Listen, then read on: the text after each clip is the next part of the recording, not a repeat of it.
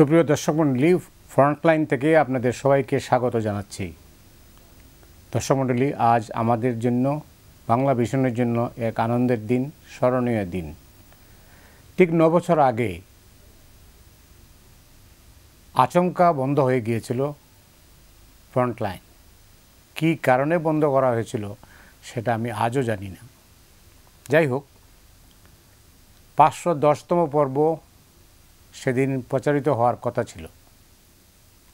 আমাদের অতিথি ছিলেন সাবেক মন্ত্রী সম রেজাউল করিম, আর অন্য অতিথি ছিলেন এই বর্তমান অন্তর্বর্তীকালীন সরকারের উপদেষ্টা ডক্টর এম সাখাওয়াত হোসেন। বিকেলবেলা আমাদের জানানো হলো অনুষ্ঠান হবে না। এটা খুব নাটকীয়ভাবেই বলা হয়েছিল। যাই হোক, যে কারণে চাপের মধ্যে অনেক কিছু হয়েছে, সেই প্রসঙ্গে আমি যাচ্ছি না। কিন্তু কেন বন্ধ করা হলো এটার ব্যাখ্যাটা কিন্তু তারা কখনো দেন নাই। আন্তর্জাতিক মানবাধিকার সংগঠনগুলো, বিশেষ করে হিউম্যান রাইটস ওয়াচ থেকে শুরু করে সবাই কিন্তু প্রশ্ন তুলেছিল যে কেন বন্ধ করা হলো এই অনুষ্ঠানটি। তবে আজ এই অনুষ্ঠান শুরুর আগে কৃতজ্ঞতার সঙ্গে স্মরণ করছি ঢাকার সাবেক মেয়র ও সাবেক মন্ত্রী সাদেক হোসেন খোকাকে, আমাদের সবার প্রিয় খোকা ভাই। তার একান্ত ইচ্ছায় আমি এই টক শো উপস্থাপনার দায়িত্ব নিয়েছিলাম। আজ তিনি নেই, তার স্মৃতি সামনে রেখে আজকের অনুষ্ঠান শুরু করতে চাই। দর্শক মণ্ডলী, আশা করি আপনাদের সবার সহযোগিতা পাব। আমাদের দুজন অতিথি, জুনায়েদ সাকি নামের সঙ্গে এখন আর ওই গণসংহতি আন্দোলনের প্রধান সমন্বয়ক বলার প্রয়োজন নেই। জুনায়েদ সাকি, আপনাকে স্বাগত জানাচ্ছি। আর আমার ভাইয়ে, আমার প্রিয় সংবাদ বিশ্লেষক আশরাফ কায়সার, সিনিয়র সাংবাদিক, দুজনকে স্বাগত জানাচ্ছি। আপনারা শুরুতেই বলছিলেন যে আজকে কী নিয়ে আলোচনা হয় ভাই, তা আমি বলছিলাম যে প্রশ্ন তো আমি আউট করব না, কিন্তু প্রশ্ন হচ্ছে আসলে কোনো প্রশ্নই নেই। প্রশ্নটা হচ্ছে এইটা, আমি কাকে বলবো? আপনাকে জিজ্ঞেস করবো না তাকে? আশরাফ কায়সারকে। এই মুহূর্তে আমরা কোথায় আছি? ধন্যবাদ মতি ভাই। আমাদের খুব ভালো লাগছে, জুনায়েদ সাকিরও নিশ্চয়ই লাগছে। ফ্রন্টলাইন আবার শুরু হলো 9 বছর পরে, এবং আমরা অতিথি হিসাবে আপনার অনুষ্ঠানে আসতে পেরেছি। আমার মনে পড়ছে ওই সময়ে, বিশেষ করে 14 সালের নির্বাচনের আগে এবং পরে এই অনুষ্ঠানে অনেকবার এসেছিলাম, অনেকবার প্রয়োজনীয় কথা বলার চেষ্টা করেছিলাম। এবং বিগত সরকারটি গণমাধ্যমকে যেভাবে নিয়ন্ত্রণ করত, আপনি যেমনটি বলছিলেন, কোনো কারণ দর্শানো ছাড়াই হুট করে বিকেল 4টায় একটা অনুষ্ঠান বন্ধ করে দেওয়া যায়। আমাদের বর্তমান জেনারেশন তারা হয়তো অনেকটাই জানেন না আমরা কি, মানে যারা ভেবে থাকে 36 দিনে বিপ্লব হয়েছে, তাদের জন্য বলছি যে 15 বছরের সংগ্রাম, 15 বছরের গণমাধ্যমের স্বাধীনতা, বাক প্রকাশের স্বাধীনতা নিয়ে আমাদের লড়াই সংগ্রামের ইতিহাসটা সবার জানা দরকার। এবং এটি থেকে আমি এও বলতে চাই যে আমাদের কোনো সময় যেন আর অতীতের মতো কালো না হয় এবং মত প্রকাশ বাধাগ্রস্ত এমনটি না। আমরা যেটি নিয়ে কথা বলতে পারি, আমার মনে হয় যে আমি আপনার অনুষ্ঠানে এলাম রাজপথ থেকে, রাস্তা থেকে, মানুষের কথা শুনতে শুনতে। সবাই ভাবছে যে সরকারটি কি আসলে স্থিতিশীল হলো কিনা, অথবা আমরা যেই জন্য তাদেরকে ক্ষমতায় বসিয়েছি সেই জায়গাগুলোতে আমাদের কাজ কেমন হচ্ছে। দেখুন, একটি বক্তব্য হচ্ছে যে তাদেরকে সময় দিতে হবে, কিন্তু প্রশ্ন হচ্ছে কত সময়। প্রশ্ন হচ্ছে যে তারা কি ওই ডিরেকশনে যাচ্ছেন কিনা। আপনি যদি গন্তব্যের দিকে না আগান, তাহলে আপনি যতটুকুই আগাবেন সেটিও তো আসলে বৃথা। আমাদের কাছে মনে হচ্ছে যে সরকারটির গতি নিয়ে প্রশ্ন উঠেছে, সরকারটির ইন্টেনশন নিয়ে হয়তো প্রশ্ন নাই, আরেকটি হচ্ছে আচরণ নিয়ে প্রশ্ন উঠেছে।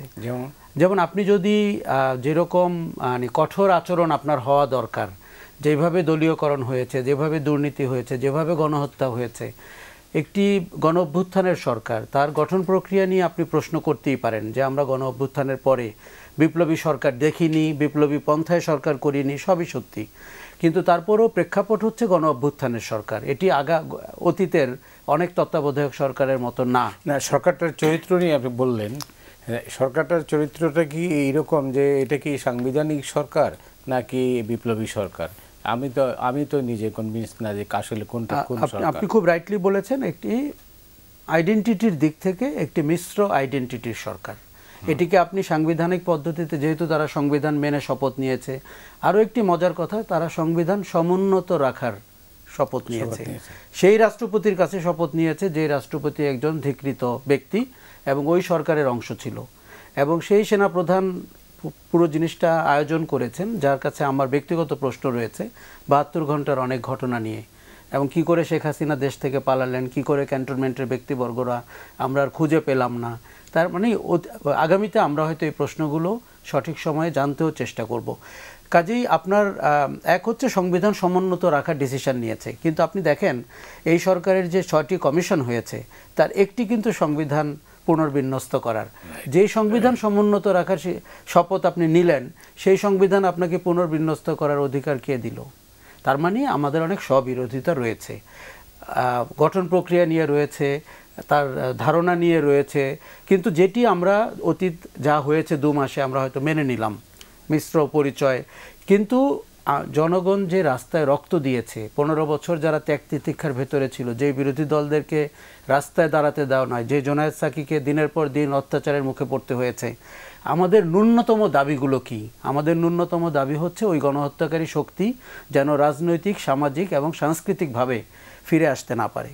এখন এই যে কঠিন কথাটা আপনি যদি এখন ভদ্র মানুষের মতো করে বলতে থাকেন, শিক্ষিত মানুষের মতো, আমার ধারণা রাস্তার মানুষ আপনাকে পছন্দ করবে না। কিন্তু আইনের ভাষায় বললে আপনি যদি সেরকম আইন করেন, শাস্তির ব্যবস্থা করেন, তাদেরকে খুঁজে বের করেন এবং দৃষ্টান্তমূলক শাস্তি দেন, তখন মানুষ কিছুটা শান্ত হবে। অনেক ধন্যবাদ আপনাকে জোনায়েদ সাকি। বেশ কিছু প্রশ্ন কিন্তু মোটামুটি উনি উত্থাপন করেছেন। জি, ধন্যবাদ মতি ভাই। আপনার আসলে এই ফ্রন্ট লাইনে আমি বেশ কয়েকবার এসেছি এবং এখানে এসে কিছুটা বলা চলে যে অনেক নির্ভর হয়ে কথা বলা যেত। মতি ভাই আছেন, মতিউর রহমান চৌধুরী এটাকে সঞ্চালনা করছেন, ফলে ভরসায় আমরা অনেক এটা কিন্তু এটাই ছিল অন্যতম বৈশিষ্ট্য। হ্যাঁ, মানে আমাদের কথা বলতে কিছুটা সেলফ সেন্সর করলেও এখানে এসে মনে হচ্ছে যে অনেক দূর পর্যন্ত বলে ফেলা যাবে, এই ইয়েটা ছিল। এবং সম্ভবত সেই কারণেও এটা একটা ইয়ে হতে পারে যে এই টক শোটা কিছুটা তাদের জন্য, বিশেষত শাসকদের জন্য বিপজ্জনক হয়ে উঠছিল বলে তারা মনে করেছিল। 9 বছর পরে আবার এই টক শো শুরু হচ্ছে এবং আমরা আশা করতে চাই যে আমরা আসলে সবাই মুক্ত হয়ে কথা বলতে পারবো। এবং তো সেটা একটা ধরেন এত বড় মানে অর্জনের জায়গায় আমরা গিয়েছি, অনেক বড় আত্মত্যাগের মধ্য দিয়ে। সেটা আসলেই অর্জন হবে কিনা এই প্রশ্ন তো বারে বারেই দেখা দেয়। আমার কাছে মনে হয় যে আমরা সরকারের ক্যারেক্টার কি সেটা নিয়ে তো আসলে আলোচনা করা যেতেই পারে। এখন পর্যন্ত মানে সাংবিধানিকভাবে আমাদের কাছে মনে হয় যে একটা কিন্তু সাযুজ্য রক্ষা করা হয়েছে। কারণ একটা আমাদের এই বিদ্যমান সংবিধান অনুযায়ী প্রধানমন্ত্রী যখন পদত্যাগ করেন, রাষ্ট্রপতির কাছে তিনি পদত্যাগপত্র জমা দেন, রাষ্ট্রপতি তখন পদত্যাগপত্র গ্রহণ করলে তাকেই আবার এই ইন্টারিম সময়ের জন্য প্রধানমন্ত্রীর পদ চালিয়ে যাওয়ার জন্য বলেন এবং তারপরে নির্বাচনের মধ্যে দিয়ে আবার এটা হচ্ছে স্বাভাবিক রীতি। কিন্তু কোনো প্রধানমন্ত্রী যদি পদত্যাগ করে দেশ ছেড়ে পালিয়ে যান, তাহলে কি পরিস্থিতি তৈরি হবে? তখন তো মন্ত্রিসভা ভেঙে গেল, তখন একটা সংসদ আছে, সংসদও যদি ভেঙে দেওয়া হয়, তখন আসলে এখানে একটা শূন্যতার জায়গা সৃষ্টি হয়। এই ডক্ট্রিন অফ নেসেসিটি থেকেই এই সরকারের বৈধতার জায়গা তৈরি হয়েছে এবং সেটা কিন্তু এমনকি সুপ্রিম কোর্ট শপথ নেওয়ার আগেই সে রেফারেন্সটা দিয়েছে যে ওই দিক থেকে এই সংবিধানের অধীনে যে ধারাবাহিকতা রক্ষার বিষয় আছে সেটাই সরকারে আছে। এখন প্রশ্ন হচ্ছে যে আমরা একটা নতুন সংবিধান আমাদের লাগবে, কারণ যে সংবিধানটা আছে এই সংবিধান নিজেই অন্তত ক্ষমতা কাঠামোর দিক থেকে এটা একেবারে স্বৈরাচারী, যেটাকে আবার নানাভাবে কাটাছেঁড়া করে এটাকে এখন একটা ফ্যাসিস্ট সংবিধান হিসেবে কাজে লাগানো সম্ভব। এবং যেভাবে বাংলাদেশে গত 15 বছরে মানুষের মধ্যে বিভাজন তৈরি করা হয়েছে, তাতে এইটা একটা এই বন্দোবস্তে আর হবে না। এটা মোটামুটি এটা এই জায়গায় আমরা সিদ্ধান্তে পৌঁছে গেছি এবং এটা পুরো একটা জাতীয় বলতে পারেন কনসেনসাস তৈরি হয়েছে। ফ্যাসিস্টদের বিরুদ্ধে যেমন তৈরি হয়েছে, এমনকি ফ্যাসিস্টরা নিজেরাও জানে যে এইটা আসলে আর কার্যকর কোনো মানে সংবিধান না যেটা দিয়ে জনগণকে ইউনাইট করা সম্ভব। তো তাহলে নতুন একটা জায়গায় আমাদের যেতে হবে। এখন সেই নতুন বলতে কি বোঝায়? মানে কোনো কিছু তো আকাশ থেকে আসলে পড়ে না। কিন্তু আশরাফ কায়সার যে প্রশ্নটা তুলেছেন, আপনার সেই ম্যান্ডেট আছে কিনা? না, এখন প্রশ্নটা হচ্ছে যে কি পদ্ধতি, ম্যান্ডেটটা তো প্রথমত এই ম্যান্ডেটটা কে দিয়েছে? বর্তমান সরকারের ম্যান্ডেট হচ্ছে পিপলস ম্যান্ডেট। মানে দুইভাবে ম্যান্ডেট হয়, একটা হচ্ছে নির্বাচনী প্রক্রিয়ায়, আর হচ্ছে আপনি একটা এমন গণ অভ্যুত্থান, গণ আন্দোলন, বিপ্লব বলেন, আপনি ওই ম্যান্ডেটের মধ্যে আছেন। বাংলাদেশে ফ্যাসিস্ট বিরোধী লড়াইয়ের মধ্য দিয়ে 5ই আগস্ট যেটা ঘটেছে, এই দেশের অধিকাংশ মানুষের একটা উত্থান ঘটেছে, এবং সেই উত্থানটাকে যখন আমরা রাস্তায় দেখতে পেয়েছি, এর চাইতে তো আর কোনো বড় ম্যান্ডেট নাই আসলে। ডেমোক্রেসিতে people is the highest mandate, এবং ওই জনগণ যে ক্ষমতার কেন্দ্র ওইটা বলতে হবে। এখন এই লড়াইয়ে যারা যুক্ত ছিল, যদি আমি জনগণ সহ তাদের সমস্ত শক্তি দেখি, সকলেই কিন্তু এই সরকারকে তাদের সমর্থন জানিয়েছে। শিক্ষার্থীরা তো এই সরকারের মধ্যেই আছে, রাজনৈতিক দলগুলো সমর্থন জানিয়েছে, অন্তত ফ্যাসিবাদ বিরোধী ফ্যাসিস্ট সরকারের বিরুদ্ধে যে 63টি রাজনৈতিক দল রাজপথে কম বেশি সক্রিয় ছিল, 7ই জানুয়ারি নির্বাচন বর্জন করেছে, তাদের কম বেশি সকলেই সরকারকে একভাবে সমর্থন জানিয়েছে। শ্রেণী পেশার বিভিন্ন সংগঠন, অংশীজনরা সমর্থন জানিয়েছে। এখন এই সমর্থনের উপর দাঁড়িয়ে এই সরকার আছে। তাদের কাজ একটা, ইতিমধ্যে যে স্লোগানগুলো উঠেছিল, আমাদের নতুন রাজনৈতিক বন্দোবস্ত দরকার, আমাদের একটা গণতান্ত্রিক সংবিধান দরকার, এই সংবিধান দিয়ে হবে না, আমাদের রাষ্ট্র মেরামত করতে হবে, তার মানে প্রতিষ্ঠানগুলোর সংস্কার, আইন সংস্কার করতে হবে, এর মধ্যে দিয়ে রাষ্ট্রের একটা গণতান্ত্রিক রূপান্তর করবে। গণতান্ত্রিক নির্বাচন এটার একটা অংশ, এটা তো প্রসেস, এটা একটা, এই প্রসেসটা এক ধরনের ফ্যাসিলিটেট করা, এই প্রসেসটাকে একটা মানে সম্পন্ন করার কাজটা এই সরকারের করতে হবে। এই কথাগুলো কিন্তু সবাই বলেছেন। এখন এইটার মধ্যে মানে যে এই মূল জায়গাতে আরও কিছু জিনিসে ঐক্যমত্য হওয়া দরকার। সবগুলো আলোচনা আসলে হয়তো কি কি কাজ আমাদের করতে হবে, কিভাবে করব, পদ্ধতিগত জায়গাগুলো কি, কতদিনে করব, এই প্রশ্নগুলো আলোচনা হবে।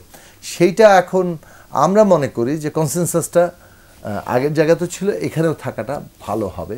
কনসেনসাস এখানে না থাকলে বরং এটার সুবিধা ফ্যাসিস্টরাই পাবে, কিংবা তাদের দেশি বিদেশি মিত্ররা পাবে। কাজে সেই দিক থেকে আমরা যেহেতু একটা রূপান্তরের কাজ করেছি, তার একটা ধাপ ফ্যাসিস্ট সরকারের পতন ঘটেছে, আরেকটা ধাপ হচ্ছে পুরো প্রক্রিয়াটা এগিয়ে নিয়ে গিয়ে এটা সম্পন্ন করা। সেইখানেও যদি রাজনৈতিক দলগুলো, বিশেষত ফ্যাসিবাদ বিরোধী রাজনৈতিক দলগুলো একটা ঐক্যমত্য, একটা জাতীয় ঐক্যমত্য এখানে প্রয়োজন। এখন সংবিধান কি, ম্যান্ডেটটা কোথায়? মানে অনেকগুলো মতামত এখানে আমরা দেখতে পাচ্ছি। একটা হচ্ছে যে আমরা নতুন সংবিধান লিখব, সেই কারণে এখানে একটা গণপরিষদের মধ্য দিয়ে এটা করতে হবে। বিএনপির মতো বড় দলও বলেছে যে নতুন সংবিধান গণপরিষদের ইলেকশন লাগবে, তার মানে জনগণের ইলেকশন হবে, গণপরিষদে গিয়ে সে নতুন। আবার একটা মতামত হচ্ছে যে আমরা এটা সংবিধান লিখব এবং সংবিধান একটা গণভোটের মধ্যে দিয়ে ম্যান্ডেট নিয়ে তার অধীনে নির্বাচন হবে। আবার আরেকটা পথ হতে পারে, অনেকের কাছ থেকে শুনছি যে আচ্ছা একটা জাতীয় কনসেনসাস, মানে ন্যূনতম যে সংবিধানের রূপান্তরটা দরকার, সেই সংবিধানটার ব্যাপারে সকল একটা ফ্যাসিবাদ বিরোধী শক্তিগুলো তারা একটা কনসেনসাসে পৌঁছাবে, এটা ন্যাশনাল চার্টারে পরিণত হবে, এবং পরবর্তী নির্বাচনে যারাই আসবে এইটাকে তারা র্যাটিফাই করবে। এখন পদ্ধতিগত প্রশ্নগুলো অনেকগুলো জায়গাতে আছে, এই প্রশ্নগুলো নিয়ে আমাদের মধ্যে আলোচনা হওয়া দরকার। এবং আমাদের একটা মত আছে, কিন্তু আমরা মনে করি যে এটা আলোচনার প্রক্রিয়ায় মতামতটা ঠিক করা দরকার। এখানে মূল জায়গাটা রক্ষা করা দরকার যে আমরা একটা গণতান্ত্রিক সংবিধান এবং রাষ্ট্র ব্যবস্থায় পৌঁছাতে চাই। এটাই এতদিনকার লড়াইয়ের আমাদের মূল লক্ষ্য ছিল। অন্যদিকে এই অনুযায়ী কিন্তু মানুষের আকাঙ্ক্ষাটা তৈরি হয়েছে। এখন যদি সংকীর্ণ রাজনৈতিক স্বার্থে আমরা যদি মানুষের আকাঙ্ক্ষাটা থেকে সরে যাই, তাহলে কিন্তু একটা বিপদের পরিস্থিতির সৃষ্টি হবে, যার ফলাফল কিংবা সুবিধা নেবে ফ্যাসিস্ট শক্তি। সেই দিক থেকে এইটা স্মরণে রাখা দরকার। আমার মনে হয় যে আমরা এখন এই পরিস্থিতির মধ্যেই আছি। অনেক ধন্যবাদ। আপনার এই প্রসঙ্গে বলার আছে? জি, আমার দুটি বিষয় বলার আছে। একটি, আমরা দেখছি যে সরকারটির একটি অংশ অসার মনে হচ্ছে, যার নরণচরণ ক্ষমতা নেই, এবং তাকে আমরা ঠিক গতিশীল দেখছি না, কাজ করতে দেখছি না। আমি আপনাকে একটা উদাহরণ দিই। 6টি কমিশন করা হয়েছে। আপনি কমিশন করার আগে কেন ভাবলেন না যে রাজনৈতিক দলগুলোর সাথে আপনার সংলাপ করা দরকার? কমিশন গঠনের পরে 3 সপ্তাহ অতিক্রান্ত হয়েছে, একটি কাজও হয়নি। এমনকি কমিশনের সদস্য নির্বাচিত করা হয়নি। যাদেরকে আপনি কমিশনের প্রধান করেছেন তারা প্রত্যেকে চাইলে 7 দিনের মধ্যে কমিশনের কাজ গুছিয়ে ফেলতে পারতেন।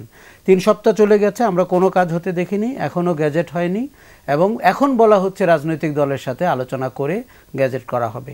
তার মানে আমি 3 সপ্তাহ পিছিয়ে গেলাম। যেখানে প্রতিটা দিন আমরা গণনা করছি সেখানে 3 সপ্তাহ পিছিয়ে যাওয়া এবং উদ্দেশ্যহীন কমিশন, এটি গ্রহণযোগ্য না। আর সরকারের দেখুন 2 মাস হয়ে গেছে, আপনি এখন সরকারের রদবদল করেন, উপদেষ্টাদের বাদ দেন, পারফরমেন্স অ্যানালাইসিস করেন, নিজেদের ভেতরে আলাপ করেন। এইটা তো লোক দেখানোর সরকার না, এটা তো কাজের সরকার। কাজে যারা পারফর্ম করছে তাদের রাখেন, যারা পারফর্ম করছে না তাদের বিদায় করে দেন। আমরা তো এরকম শাসনই চাই। এখন সরকারটিকে আমরা অসার দেখছি কোনো কোনো জায়গায়। দ্বিতীয় হচ্ছে সংকীর্ণ রাজনৈতিক চিন্তা থেকে আমরা অনেককে বিহেভ করতে দেখছি। আমরা বিএনপিকে 2 দিনের মধ্যে জনসভা করতে দেখেছি, জামাত ইসলামীর নেতাকে বলতে শুনেছি আওয়ামী লীগকে ক্ষমা করে দিলাম, এবং লাশের হিসাব হচ্ছে 36 দিন না 16 বছরের হিসাব হচ্ছে, মাস্টার মাইন্ড না ব্রেন চাইল্ড, এইসব আলোচনায় ঢুকে গেছে। আমাদের বুঝতে হবে এর প্রত্যেকটি শব্দ যথেষ্ট অর্থবহ, এবং এই প্রত্যেকটি শব্দ এই সরকারেরকে বিপদ ডেকে আনার জন্য যথেষ্ট। গত সরকারটির পতন হয়েছে একটি শব্দে, রাজাকার। কাজেই শব্দ যে কত ভয়ঙ্কর এবং কত বলিষ্ঠ এটি যদি আমরা না বুঝে থাকি, কেউ যদি ব্রেন চাইল্ড কাউকে বলে ফেলেন, ওভারওয়েলমড হয়ে বলতেই পারেন, কিন্তু আমিও বুঝতে শুরু করলাম, ভাবতে শুরু করলাম আমি ব্রেন চাইল্ড এবং আমি মাস্টার মাইন্ড, তাহলে ক্ষতিটা যেটা হলো সেটা হচ্ছে যে এখন শহীদ পরিবারের থেকে বলা হচ্ছে আমার ছেলে কি তাহলে কারো ব্রেন চাইল্ডের অংশ হয়ে জীবন দিয়েছে? আপনি দেখুন মাত্র 2 মাস হয়েছে। এখনই যদি আমরা আত্মত্যাগকে প্রশ্ন করতে শুরু করি তাহলে আমাদের অস্তিত্ব থাকে কি করে? এমনিতেই সরকারের সমর্থকরা বাজারে রয়েছে, সেনাবাহিনীতে রয়েছে, পুলিশে রয়েছে, ব্যবসায় রয়েছে, গণমাধ্যমে রয়েছে। কাজেই তারা ওত পেতে আছে আপনার একটি স্লিপ হওয়ার পরেই সে যেন মাথা চাড়া। সোশ্যাল মিডিয়াতে আমি 2 মাস ধরে যাদের কোনো পোস্ট দেখি নাই, কিংবা 3 মাস ধরে, তারা এখন উঠে আসছে এই মাস্টার মাইন্ড শব্দ, ব্রেন চাইল্ড শব্দ ধরে। কাজেই আমাদের মনে রাখতে হবে যে আমাদের আরও একটি সুবিধার কথা বলি, এখানে কিন্তু বিগত শাসনে আওয়ামী লীগ বনাম জনগণ হয়ে গণ অভ্যুত্থানটি হয়েছিল। এখন জনগণ আমরা একসাথে, সরকার, বাহিনীগুলো, প্রশাসন অথবা আমরা যারা কথা বলছি, তাহলে তো আমাদের মধ্যে কোনো বিরোধ নাই। আর যদি বিরোধ না থাকে আপনি কেন ম্যানেজমেন্টে ফেল করছেন? আমাদের নিজেদের কোনো বিরোধ নাই। বিএনপির মতো দলও বলছে যে সে জাতীয় সরকার চায়, বিএনপির মতো দলও বলছে দ্বিকক্ষ বিশিষ্ট পার্লামেন্ট চায়, দলও বলছে যে সে তত্ত্বাবধায়ক সরকার সংবিধানে সংযুক্ত করতে চায়। তাহলে কি হলো? আমাদের কারো কোনো বিরোধ ওইভাবে নাই। জুনায়েদ সাকি যেটা বলছেন যে সংবিধানের যে বিষয়টা নিয়ে বলছেন যে গণভোট হইতে পারে অথবা একটা আলাপ আলোচনা করে আমরা ঐকমত্যে পৌঁছাইতে পারি, এটা কি আপনি এর সাথে কি একমত? আমি এর সাথে একমত, কিন্তু 3টি অপশন জুনায়েদ সাকি বলেছেন, ধরেন 3টাই ভ্যালিড। আপনি একটাতে মনস্থির করেন যে আমরা একটা গণপরিষদ করব অথবা একটা গণভোট করব। আমাদেরকে অনেক কর্মক্ষম হয়ে প্রতিদিন তৎপরতা দেখাতে হবে, অ্যান্ড কিছু একটা ঘটতে হবে, অ্যাকশন হতে হবে। আমি নির্লিপ্ত সরকার দেখছি, যারা কাজ করছে না। দেখুন পদ পদবীর পুনর্মূল্যায়ন অথবা কাউকে বরখাস্ত করা, কাউকে অবসরে পাঠানো, এটি আমার টোটাল কাজের 1% মনে হচ্ছে। কিন্তু ওইটাকে যদি আমি বড় করে দেখি তাহলে তো আমি গন্তব্যে পৌঁছতে পারবো না। আপনি যদি সংবিধান পুনর্লিখন অথবা সংশোধন আমার মতে খুব বড় বিষয়, কেননা পুনর্লিখন করতে গেলে অনেক সামাজিক রাজনৈতিক শক্তি আছে, তাদের অনেক অদ্ভুত সব মন্তব্য আছে যেগুলো তারা সংবিধানে আনতে চান। এখন লজিক্যাল ডিসকাশনে হয় কি, তখন আপনি বুঝতে পারতেন যে এটা হয়তো সবার জন্য প্রযোজ্য না। ওই সংলাপগুলো কখন হবে ওটা যদি আপনি একটি কাঠামোর ভিতরে না করেন। অনেকেই প্রশ্ন তুলছেন যে সরকারের গন্তব্য কোথায়? দেখুন এই সরকার যদি ভেবে থাকে যে তার গন্তব্য একটি নির্বাচন করা, আমি সরকারকে 10-এ 3 দিব। আমার কাছে এটি হচ্ছে একটি তত্ত্বাবধায়ক সরকারের রুটিন কাজ। এবং কোন নির্বাচন, যে নির্বাচনে আগের সরকারটি রীতি অনুযায়ী পদত্যাগ করেছে কিংবা বিদায় নিয়েছে, যেই সরকারটি পালিয়ে গেছে, যে সরকারের রাজনৈতিক অধিকার থাকবে কিনা এই নিয়ে প্রশ্ন ওঠা উচিত। এবং যে সরকারটি 1500 মানুষকে খুন করেছে 36 দিনে, যে সরকারটি আমাদের 3টি নির্বাচন গুম করেছে, কাজেই এই সরকারের ব্যাপারে আপনি শুধুমাত্র একটি নির্বাচন দিয়ে আরেকটি রাজনৈতিক শক্তির কাছে ক্ষমতা হস্তান্তর করলেন, তাহলে রাষ্ট্র মেরামত কোথায় গেল? অনেক ধন্যবাদ। অনেকগুলো প্রশ্ন। জি, এখন এইটা একটা এই দিক থেকে যেমন ধরেন বর্তমান সরকারের ব্যাপারটি ঠিক প্রথাগত তত্ত্বাবধায়ক সরকারের মতো না যে আপনারা রুটিন দায়িত্ব পালন করবেন এবং প্রধানত একটা নির্বাচন আয়োজন করবেন। এই সরকারের দুটো কাজই আছে, একটা হচ্ছে যে নির্বাচন আয়োজন তো তাদের শেষ পর্যন্ত মানে এটা তাদের কাজ, কিন্তু নির্বাচন আয়োজন করাটা, একটি সুষ্ঠু নির্বাচন আয়োজন করাটাও বিদ্যমান ব্যবস্থায় আর সম্ভব না। অর্থাৎ যে রাষ্ট্রটাকে যে জায়গায় আনা হয়েছে এই রাষ্ট্রের মধ্যে আর একটি সুষ্ঠু নির্বাচন আয়োজন করা খুব কঠিন। ফলে সুষ্ঠু নির্বাচন বলতে যাকে বোঝায় যেখানে মানুষের সত্যি সত্যি কর্তা সত্তার জায়গাটায় মানুষ আসছে, মানে আপনার দেখছেন যে মানুষ বোধহয় ভোট দিচ্ছে কিন্তু আসলে কর্তা সত্তা অন্য জায়গায়, এটা এক জিনিস। যেমন এটার একটা খুব সুপ্রিম চেহারা তৈরি হয়েছিল, কিংবা খুবই মানে যাকে বলে যে ক্রুড চেহারা তৈরি হয়েছিল, ওইটা বলাই ভালো যে খুবই নগ্ন চেহারা তৈরি হয়েছিল, যে মানে এক ধরনের নির্বাচনী কর্তৃত্ববাদ। আমরা যেমন করেছি আর কি, আমার মনে আছে আমরা মেয়রাল ইলেকশন করেছি, অনেক ডিবেট হলো, বেশ একটা জমজমাট পরিস্থিতি, মনে হচ্ছিল যে বোধহয় ইলেকশনটা যেন কত ভালো হবে। হ্যাঁ, নির্বাচনের দিনে আর কেউ ভোট দিতে পারে না। নির্বাচনের দিনে ভোট গণনাটা আসলে আর কারো কর্তৃত্বে থাকে না, যারা ক্ষমতাবান, যারা কর্তৃপক্ষ তারা ঠিক করবেন আসলে এখানে কে জিতবে, কতটা ভোট পাবে, এবং ভোটের রেশিও ঠিক করে দেবেন আর কি। কখন কাকে কতটা ভোট দিলে ওইটাকে মনে হবে যথেষ্ট প্রতিযোগিতামূলক হয়েছে, আর ওনাদের তো এই মোটামুটি প্রাপ্য, ওনারাই ঠিক করে দিবেন। এই জায়গাগুলো বেশ মানে ঘটেছে। ফলে ওই রকমটা একটা ক্রুড জায়গা, কিন্তু প্র্যাকটিক্যালি আরও অনেকগুলো ফ্যাক্টর আছে যেগুলো দিয়ে আপনি সরাসরি ওই রকম না করলেও অলক্ষ্যে অদৃশ্যে ওই নিয়ন্ত্রণ রাখতে পারবেন। টাকার খেলা, প্রশাসনিক কারসাজি এমনভাবে গোপনে হবে। ফলে নির্বাচনকে যদি সত্যিকার অর্থে একটা সুষ্ঠু নির্বাচন করতে হয় তাহলে এই রাষ্ট্র ব্যবস্থার অনেকগুলো পরিবর্তন করতে হবে। কাজেই এই সরকারের উপরে যখন একটা সুষ্ঠু নির্বাচন এবং একটা স্থায়ী নির্বাচন ব্যবস্থার ভিত্তি, এইটুকু যদি আপনি ডিমান্ড করেন যে না আমরা একটা সুষ্ঠু নির্বাচন চাই, তার এবং একই সাথে আমরা একটা স্থায়ীভাবে নির্বাচন ব্যবস্থা, নির্বাচন বিলম্বিত হবে না, বিলম্বিত হওয়ার প্রশ্ন না, প্রশ্ন হচ্ছে ডিমান্ডটা কি, লক্ষ্যটা কি। লক্ষ্যটা হচ্ছে একটা নির্বাচন এবং একটা স্থায়ীভাবে একটা গণতান্ত্রিক নির্বাচন ব্যবস্থার একটা ভিত্তি নির্মাণ হবে। তাহলে সেইটুকু কাজটা করতে গেলেও এইখানে সাংবিধানিক পরিবর্তন সহ অনেকগুলো পরিবর্তন আছে। তাহলে কোন পরিবর্তনটা এই সরকার করতে পারবে? তারা প্রাতিষ্ঠানিক অনেকগুলো পুনর্গঠন সহ সংস্কার করতে পারবে, কতগুলো আইনি সংস্কার তারা করতে পারবে যেগুলো নির্বাহী আদেশে করা সম্ভব, যেগুলো পরবর্তী সংসদ রাটিফাই করতে পারে। এবং একটা কাজ যেটা নিয়ে ডিবেট আছে সেটা হচ্ছে কনস্টিটিউশন প্রশ্নে। সেই ক্ষেত্রেও কিন্তু কনস্টিটিউশন প্রশ্নে আমরা ন্যূনতম কোন জায়গায় যেতে পারছি সেই প্রশ্নটা নিয়েও কিন্তু আলোচনা হবে, সেটাও একটা গণতান্ত্রিক প্রক্রিয়ার বিষয়ে পরিণত হতে পারে এবং আমরা ন্যূনতমভাবে ওই জায়গায় ফ্যাসিলিটেট করার কাজটা বর্তমান সরকার করতে পারে। এখন এই কাজগুলো যদি আমরা ঠিক করি যে আমরা কী কী কাজ আসলে করছি এবং সেখানে ন্যূনতম আমাদের ঐক্যমত্য কোন জায়গায়, তাতে কিন্তু একটা ঐক্যমত্য যেমন তৈরি হচ্ছে, অন্যদিকে একটা সময়সীমা নির্ধারণের জায়গাও তৈরি হচ্ছে। ফলে রোড ম্যাপ জিনিসটা, এটা যে বারবার বলা হচ্ছে, এটা নিয়ে আসলে প্রপার আলাপ আলোচনা শুরু হওয়া দরকার। সেই আলোচনার সূত্রপাতটা এখনও ঘটেনি বলে আমাদের কাছে মনে হয়, সেটাই সরকারের দায়িত্ব। এখন শুধু রোড ম্যাপের জন্য না, এভরিডে যে সমস্যা, এই সরকার এমন একটা মানে পরিস্থিতিতে এবং পরিপ্রেক্ষিতে ক্ষমতায় এসছে যখন একটা ফ্যাসিস্ট সরকার বিদায় নিয়েছে এবং ফ্যাসিস্ট সরকার যেহেতু পুরো রাষ্ট্রশক্তিটাকে নিজের পকেটে ঢুকিয়ে দেশ চালিয়েছে, ফলে আমরা দেখলাম তারা যাওয়ার সাথে সাথে প্রতিষ্ঠানগুলো ভেঙে পড়ার উপক্রম হচ্ছে এবং ভীষণ রকমভাবে দলীয়কৃত।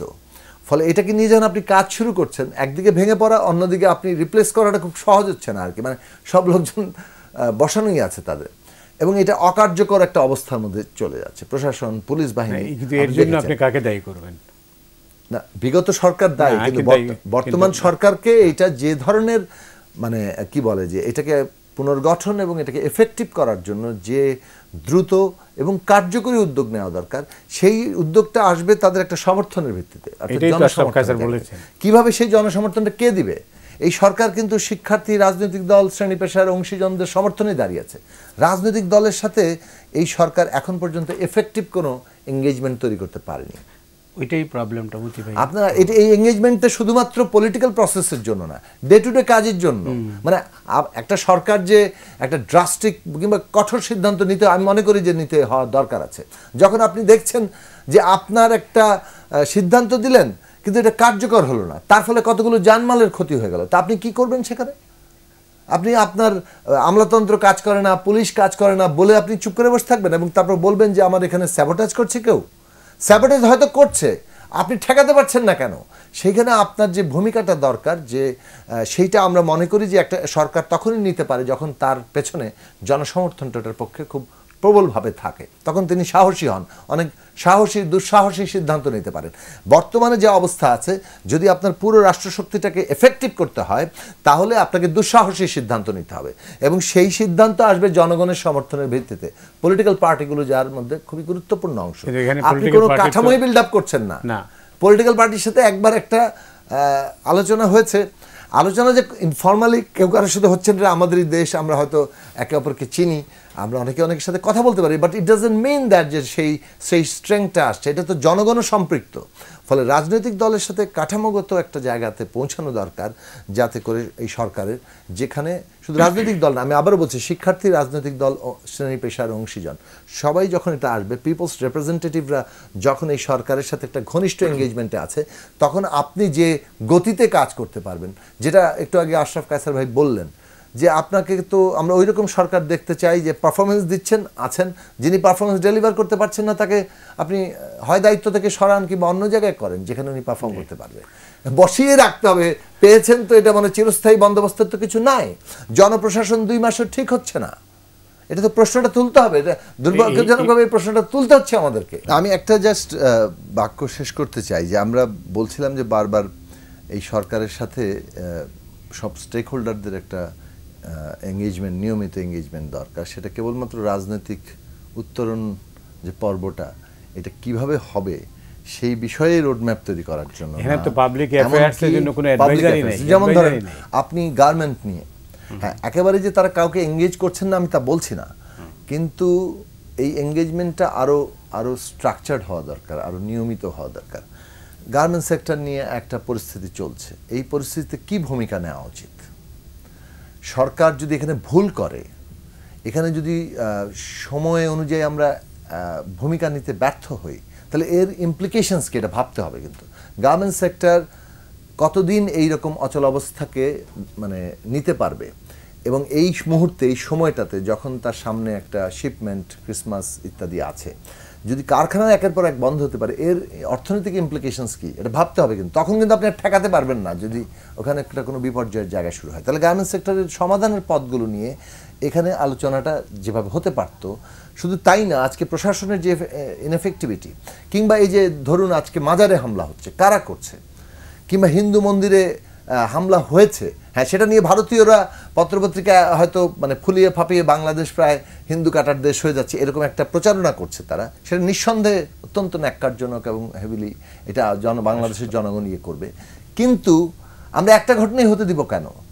কিংবা বাংলাদেশে যদি আগামী এই যে পূজা আসতেছে, দুর্গা পূজা, তাকে কেন্দ্র করে কোনো একটা ঘটনা কেউ ঘটাতে পারে, তাহলে সেটার বিশ্বময় কী ধরনের প্রচারণা হতে পারে? ফলে আমাদের এখানে এটা আজকে বাংলাদেশের জনগণকে ঐক্যবদ্ধ করতে হবে। এখানে পরিষ্কারভাবে এটা বলতে হবে যে হিন্দু সম্প্রদায়ের উপরে হামলা, কিংবা মাজারে হামলা, কিংবা পাহাড়ে হামলা, এই সবগুলো ঘটনা আলটিমেটলি হয় ফ্যাসিস্টদের দোষর, না হয় তাদের বিদেশি মিত্রদেরকে সাহায্য করা ছাড়া কিছু করবে না। বাংলাদেশে একটা হিন্দু সম্প্রদায়ের উপর হামলা এই মুহূর্তে বিজেপির রাজনীতিকে যেভাবে সাহায্য করবে, ফ্যাসিস্টদেরকে যেভাবে সাহায্য করবে, এটা বোঝার জন্য তো খুব বিরাট কিছুর প্রয়োজন নাই। তার মানে কোনো না কোনোভাবে হয় তারা উস্কানি দিয়ে করছে, অথবা যারা করছে তারা তাদের এই পারপাসটা সার্ভ করছে। ফলে যে নামেই হোক, কেউ যদি ধর্মের দোহাই দিয়ে এটা করে, তারা যে আসলে মূলত ভয়ঙ্করভাবে একটা ধর্মের বিরুদ্ধে কাজ করছে, মানে ইসলাম কিংবা এই মুসলমানদের বিরুদ্ধেই কাজ করছে, সেই জায়গাটাকে আমাদের কিন্তু পরিষ্কার করে বলা দরকার।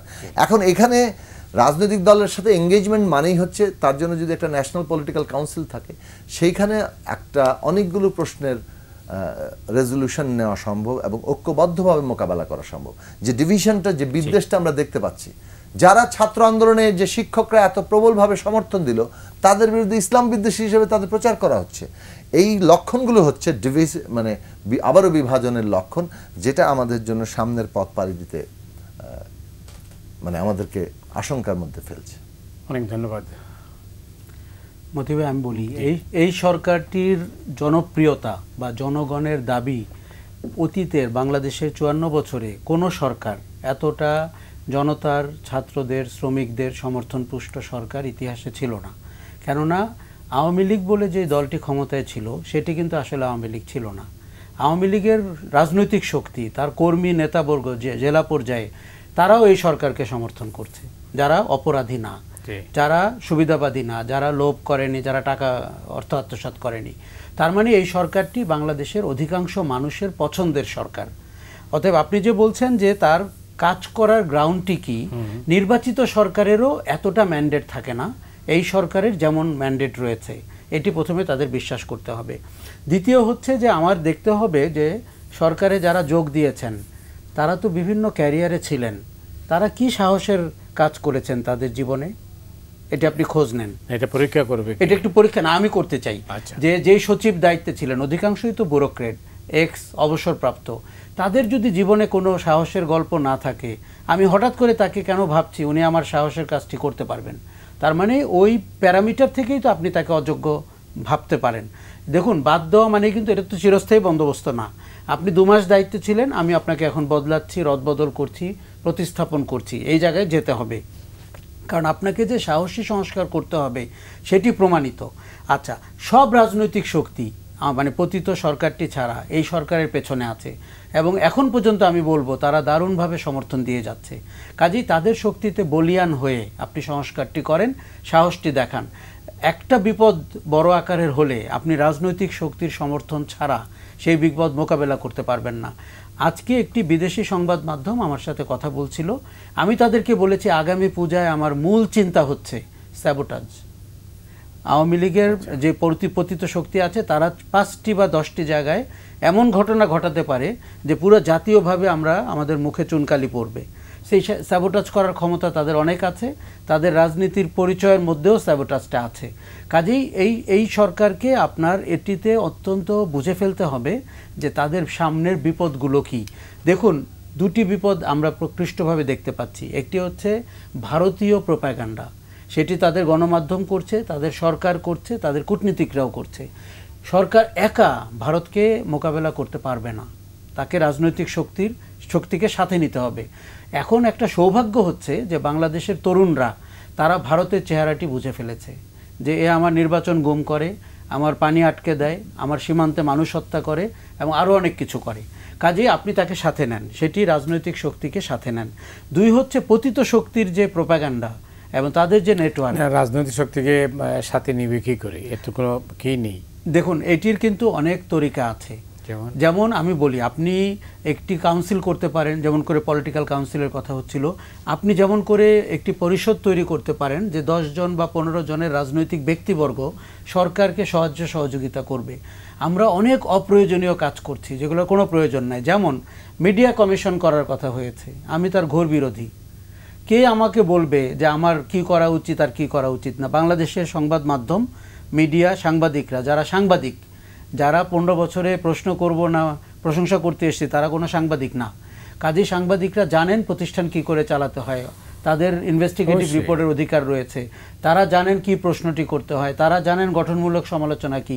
এগুলো রিইনভেন্টিং দ্য হুইল করছেন আপনি এই দুর্নীতি দমনের ব্যাপারে আপনি যদি টিআইবির প্রধানকে দুর্নীতি দমন কমিশনের চেয়ারম্যান করে দেন, আপনি বদিউল আলম মজুমদারকে প্রধান নির্বাচন কমিশনার করে দেন, আপনার কমিশন করার কোনো দরকার নেই। তার প্রতিষ্ঠানগুলোর যথেষ্ট ক্ষমতা রয়েছে, আইন কানুন রয়েছে। আমাদের সমস্যা প্রয়োগে। এই ভদ্রলোকরা গেলে তারা প্রয়োগে আপনাকে হেল্প করবে, আপনি ফাস্ট ট্র্যাকে নিতে পারবেন সংস্কার। দেশ দেখতে পাবে নির্বাচনের এই জিনিসগুলো তারা আবার বিলুপ্ত করছে, তারা আবার যোগ করছে। আমরা কোনো প্রাণ সঞ্চার করতে পারছি না সরকারের ভেতরে। এবং মানুষ কিন্তু দেখেন কিছুদিন পরে আপনার এই দোহাই আর খাবে না। যে গত সরকার 15 বছরে জঞ্জাল ফেলে গেছে, আমার সব কিছু নষ্ট করে দিয়ে গেছে। মানুষ বলছে যে ভাই আমরা সেটা বুঝতে পেরেছি, আপনি তো 3 মাস হয়ে যাবে বা 2 মাস হয়ে গেছে, আপনি আমাকে প্রণিধানযোগ্য পরিবর্তন কি করেছেন দেখান। যেমন দেখেন, আপনি পুরনো প্রশাসনের দুর্বল রাজনৈতিক ব্যক্তি যখন মন্ত্রী হয় তাকে চালায় প্রশাসন। সবল রাজনৈতিক ব্যক্তি, অতীতে অনেক সবল রাজনৈতিক ব্যক্তি ছিল, সবাইকে যে আমরা পছন্দ করতাম তাও না, তারা সচিবালয়ে কাঁপিয়ে ফেলতো, তারা জানতো আমলাটা কোন সিদ্ধান্ত দেয় কোন উদ্দেশ্যের কারণে। আমরা তো দেখতে পাচ্ছি সচিবরা সরকার চালাচ্ছেন। কোন সচিবরা? যারা শেখ হাসিনার সচিব, যারা গত পতিত সরকারের সচিব, যারা 3টি নির্বাচন ভুয়া নির্বাচন করার কলকাঠি নেড়েছিলেন, তাদেরকে আপনি এক রাতের মধ্যে বিদায় করে দিবেন। আপনি যদি নিজ থেকে ডেপুটি সেক্রেটারিকে সেক্রেটারি করতে হয় করেন, আপনাকে তো কেউ, আপনার অপার ক্ষমতা। এখন আমি কি ইতিহাসকে বলতে পারবো যে আমার অপার ক্ষমতা ছিল 2024 সালে, কিন্তু আমার কর্মহীনতার কারণে, আমার দক্ষতাহীনতার কারণে, সাহসহীনতার কারণে আমি পারিনি। আমার তো মনে হয় যে তারা নিজেরাই নিশ্চিত নন কি করতে হবে এবং কি করা উচিত। এটি কিন্তু প্রকৃষ্ট, এটি প্রমাণিত। দেখুন, আগের সরকার তত্ত্বাবধায়ক প্রধান যারা হতেন, তিনি 3 বছর 5 বছর আগে জানতেন যে তিনি প্রধান হবেন। তিনি একটা হোমওয়ার্ক করতেন, তিনি গুটিকয় মানুষকে চিহ্নিত করে রাখতেন, টপ 10টা কাজ বিবেচনা করে রাখতেন। লতিফুর রহমান সাহেব দায়িত্ব নেওয়ার পরে 13 জন সেক্রেটারিকে কি করে বদলালেন? এখন আমরা বুঝতে পারছি যে আপনারা 5 দিনের মধ্যে সরকার গঠিত হয়েছে, একে অন্যকে হয়তো ওইভাবে চিনতেনও না, হয়তো নাম পরিচয়ে চিনতেন, হয়তো আপনার কোনো ক্লাসমেট ছিলেন উনি, ইত্যাদি। এইসব দুর্বলতা তো আমাদের কাটিয়ে উঠতে হবে একটি চা চক্রের ভেতর দিয়ে, তারপরে আপনাকে কাজে নেমে যেতে হবে। এখন আপনি যদি সংস্কার কমিশনকেও 3 মাস সময় দেন, এটি তো আমাদের অনেকটা মনে হচ্ছে ব্যুরোক্রেটিক পদ্ধতি। এটা ব্যুরোক্রেটরা ডিসাইড করছেন দেশ চলবে কিভাবে, যেমন করে ডিজিএফআই ডিসাইড করেছেন অতীতের দেশ চলবে কিভাবে, কার এলসি খুলবেন, কোন মিডিয়া চলবে, কোন প্রোগ্রাম ফ্রন্টলাইন বন্ধ হবে কি বন্ধ হবে না। আমরা যখন এদেরকে আমাদের ঘাড়ের উপরে উঠতে দেই, তখনই কিন্তু অপশাসনটা শুরু হয়। আমি এই সরকারের বিদায় রাজস্বিক হোক, গৌরবোজ্জ্বল হোক, এমনটি চাই, কিন্তু তার বিদায় যেন আমরা সুন্দর করে বলতে পারি যে আমাদের একটা ঐতিহাসিক সরকার বিদায় নিচ্ছে। তাদের প্রবেশ কিন্তু নাটকীয় হয়েছে, এবং আপনি দেখেন বাংলাদেশের সব মানুষ রিজয়েস করেছে যে এরকম একটা নোবেল লরিয়েট বাংলাদেশের সরকারের প্রধান হয়েছেন, যিনি বিশ্ববাসীকে তাক লাগিয়ে দিতে পারেন। আপনি নিউ ইয়র্কে তাকে এবার রক স্টারের মতো সম্মান দেখানো হয়েছে, লাইক এ রক স্টার। উনি 4 দিনে 40টা মিটিং করেছেন। এগুলো কিন্তু সব পজিটিভ দিক, কিন্তু দেশের ভেতরে আপনি যদি স্টেক হোল্ডারদের সাথে না বসেন, আমাদের যে জটিল সমস্যা, সেটি আশুলিয়া হোক, সেটি মাজারভাঙা হোক, সেটি অথবা হিজাব পরব কি পরব না, আপনাকে শক্ত হাতে দমন করতে হবে। আন্দোলনের শক্তিরা যদি বুঝতে পারে যে আপনার মৌলবাদীদের কাছে আপনি পরাজিত হয়ে গেছেন, আপোষ করছেন, এটা খুব খারাপ লক্ষণ। অনেক ধন্যবাদ। সাকি, আপনি নিশ্চয়ই দেখেছেন বা প্রতিদিনই কাগজে আসছে যেটাকে আমরা এক্সট্রা জুডিশিয়াল কিলিং বলছি, এটার প্রবণতা তো অনেক বেশি দেখছি আমরা। এটার কারণ কি? মানুষ কেন আইন হাতে তুলে নিচ্ছে? একটা বড় কারণ কিন্তু এই দীর্ঘদিন ফ্যাসিস্ট সরকার, ফ্যাসিস্ট শাসন মানুষের মধ্যে ঘৃণা, বিদ্বেষ, যে বিভাজন তৈরি করেছে, অসহিষ্ণুতা তৈরি করেছে।